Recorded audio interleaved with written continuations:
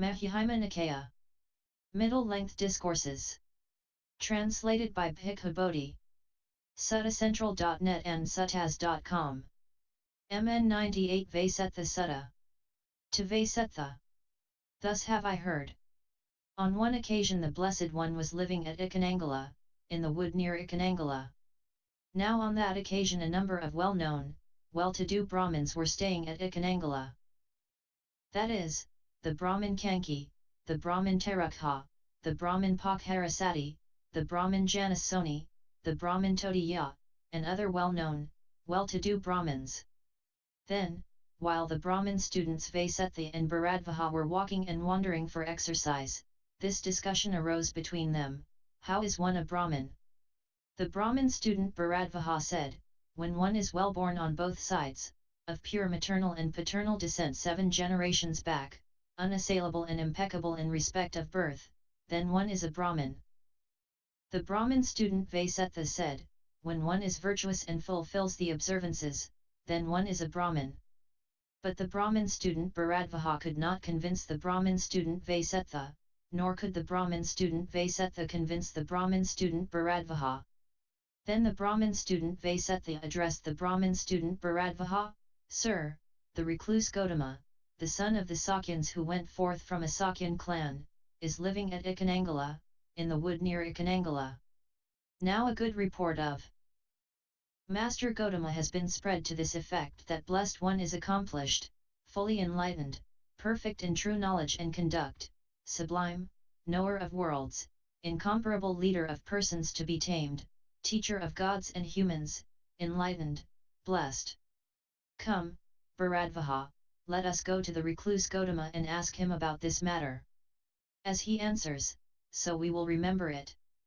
Yes, sir, the Brahmin student Bharadvaja replied. Then the 2 Brahmin students, Vasettha and Bharadvaja, went to the Blessed One and exchanged greetings with him. When this courteous and amiable talk was finished, they sat down at one side and the Brahmin student Vasettha addressed the Blessed One in stanzas thus. Vasettha.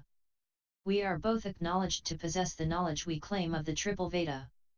For I am Pakharasati's pupil and he a pupil of Terukha. We have attained full mastery over all that the Vedic experts teach. Skilled in philology and grammar we match our teachers in discussion. A dispute has arisen between us, Gautama, concerning the question of birth and class. Bharadvaja says one is a Brahmin by birth, while I hold one is a Brahmin by action. Know this, O seer, as our debate. Since neither of us could convince the other, or make him see his point of view, we have come to ask you, sir, widely famed to be a Buddha. As people turn with palms upraised towards the moon when it reaches fullness, so in the world do they venerate you and pay homage to you, Gautama. So now we ask of you, Gautama, the I uprisen in the world, is one a Brahmin by birth or action? Explain to us who do not know how we should recognize a Brahmin. Buddha. I will explain to you as they really are, Vasettha said the Blessed One. The generic divisions of living beings, for many are the kinds of birth. Know first the grass and trees, though they lack self-awareness. Their birth is their distinctive mark, for many are the kinds of birth. Next come the moths and butterflies and so on through as far as ants. Their birth is their distinctive mark, for many are the kinds of birth. Then know the kinds of quadrupeds of varied sorts both small and large. Their birth is their distinctive mark, for many are the kinds of birth. Know those whose bellies are their feet, to wit, the long-backed class of snakes. Their birth is their distinctive mark, for many are the kinds of birth. Know too the water-dwelling fish that pasture in the liquid world. Their birth is their distinctive mark, for many are the kinds of birth. Next know the birds that wing their way as they range in open skies. Their birth is their distinctive mark, for many are the kinds of birth. While in these births the differences of birth make their distinctive mark. With humans no differences of birth make a distinctive mark in them. Nor in the hairs, nor in the head, nor in the ears, nor in the eyes. Nor in the mouth, nor in the nose, nor in the lips, nor in the brows. nor in the shoulders or the neck, nor in the belly or the back, nor in the buttocks or the breast, nor in the anus or genitals, nor in the hands, nor in the feet, nor in the fingers or the nails, nor in the knees, nor in the thighs, nor in their color or in voice. Here birth makes no distinctive mark as with the other kinds of birth. In human bodies in themselves nothing distinctive can be found. Distinction among human beings is purely verbal designation. Who makes his living among men by agriculture, you should know is called a farmer. Vasettha, he is not a brahmin. Who makes his living among men by varied crafts, you should know is called a craftsman. Vasettha, he is not a brahmin. Who makes his living among men by merchandise, you should know is called a merchant. Vasettha, he is not a brahmin. Who makes his living among men by serving others, you should know is called a servant. Vasettha, he is not a brahmin. Who makes his living among men by stealing, you should know is called a robber. Vasettha, he is not a brahmin. Who makes his living among men by archery, you should know is called a soldier. Vasettha, he is not a brahmin. Who makes his living among men by priestly craft, you should know is called a chaplain. Vasettha, he is not a brahmin. Whoever governs among men the town and realm, you should know is called a ruler. Vasettha, he is not a brahmin. I call him not a brahmin because of his origin and lineage. If impediments still lurk in him, he is just one who says sir, who is unimpeded and clings no more, he is the one I call a brahmin. Who has cut off all fetters and is no more by anguish shaken. Who has overcome all ties, detached, he is the one I call a brahmin. Who has cut each strap and thong, the reins and bridle band as well. Whose shaft is lifted, the awakened one, he is the one I call a brahmin. Who endures without a trace of hate, abuse, violence and bondage too. With strength of patience well arrayed, he is the one I call a brahmin. Who does not flare up with anger, dutiful, virtuous, and humble. Subdued, bearing his final body, he is the one I call a brahmin. Who, like the rain on lotus leaves, or mustard seed on the point of an awl, clings not at all to sensual pleasures, he is the one I call a brahmin. Who knows right here within himself the destruction of all suffering. With burden lowered, and detached, he is the one I call a brahmin. Who with deep understanding, wise, can tell the path from the not path, and has attained the goal supreme, he is the one I call a brahmin. Aloof alike from householders and those gone into homelessness. Who wanders without home or wish, he is the one I call a brahmin. Who has laid aside the rod against all beings frail or bold. Who does not kill or have them killed, he is the one I call a brahmin. Who is unopposed among opponents, peaceful among those given to violence. Who does not cling among those who cling, he is the one I call a brahmin. Who has dropped all lust and hate, dropped conceit and contempt. Like mustard seed on the point of an awl, he is the one I call a brahmin. Who utters speech free from harshness, full of meaning, ever truthful.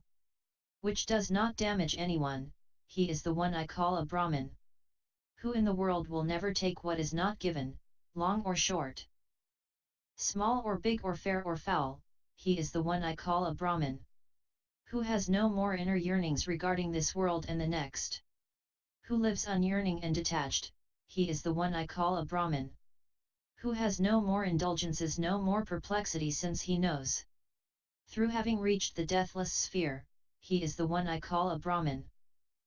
Who, by transcending all ties here about both merit and evil deeds, is sorrowless, stainless, and pure, he is the one I call a brahmin.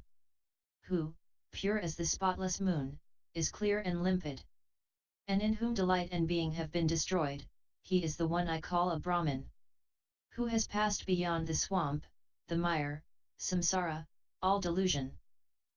Who has crossed to the further shore and meditates within the yahanas, is unperturbed and unperplexed, attained nibbana through no clinging. He is the one I call a brahmin. Who has abandoned sensual pleasures and wanders here in homelessness, with sense desires and being destroyed, he is the one I call a brahmin. who has abandoned craving too, and wanders here in homelessness. With craving and being both destroyed, he is the one I call a brahmin. Who leaves behind all human bonds and has cast off the bonds of heaven. Detached from all bonds everywhere, he is the one I call a brahmin. Who leaves behind delight and discontent, who is cool and without attachment. The hero who has transcended the whole world, he is the one I call a brahmin. Who knows how beings pass away to reappear in many a mode. Unclutching he, sublime, awake, he is the one I call a brahmin. Whose destination is unknown to gods, to spirits, and to men. An arahant with taints destroyed, he is the one I call a brahmin. Who has no impediments at all, before, behind, or in the middle. Who is unimpeded and clings no more, he is the one I call a brahmin. The herd's leader, perfected hero, the great seer whose victory is won. Unperturbed, cleansed, awakened, he is the one I call a brahmin. Who knows his manifold past lives and sees the heavens and states of woe. Who has reached the destruction of birth, he is the one I call a brahmin. For name and clan are assigned as mere designations in the world. Originating in conventions, they are assigned here and there. For those who do not know this fact, wrong views have long underlain their hearts. Not knowing, they declare to us, one is a Brahmin by birth. One is not a Brahmin by birth, nor by birth a non-Brahmin. By action is one a Brahmin, by action is one a non-Brahmin. For men are farmers by their axe, and by their axe are craftsmen too. And men are merchants by their axe, and by their axe are servants too. And men are robbers by their axe, and by their axe are soldiers too. And men are chaplains by their axe, and by their axe are rulers too. So that is how the truly wise see action as it really is. Seers of dependent origination, skilled in action and its results. Action makes the world go round, action makes this generation turn. Living beings are bound by action like the chariot wheel by the pin. Asceticism, the holy life, self-control and inner training. By this one becomes a Brahmin, in this supreme Brahminhood lies. One possessing the triple knowledge, peaceful, with being all destroyed. Know him thus, O Vasettha, as Brahma and Sakka for those who understand. When this was said, the Brahmin students Vasettha and Bharadvaja said to the Blessed One, Magnificent, Master Gautama. Magnificent, Master Gautama, from today let Master Gautama remember us as lay followers who have gone to him for refuge for life. In summary, at Icchanakala there were two young Brahmins, Vasettha and Bharadvaja, who were arguing on what makes a true Brahmin. Bharadvaja maintained that it was pure descent from 7 generations of ancestors, with neither break nor blemish in the lineage, whereas Vasettha contended that virtue and moral behaviour made a true Brahmin. As neither could convince the other, they agreed to refer the matter to the Buddha, who said it was not by birth but by one's own actions which made the true Brahmin. Buddha replied Vasettha in verses that people are classified by their occupations, but there is no one more superior than another because of birth.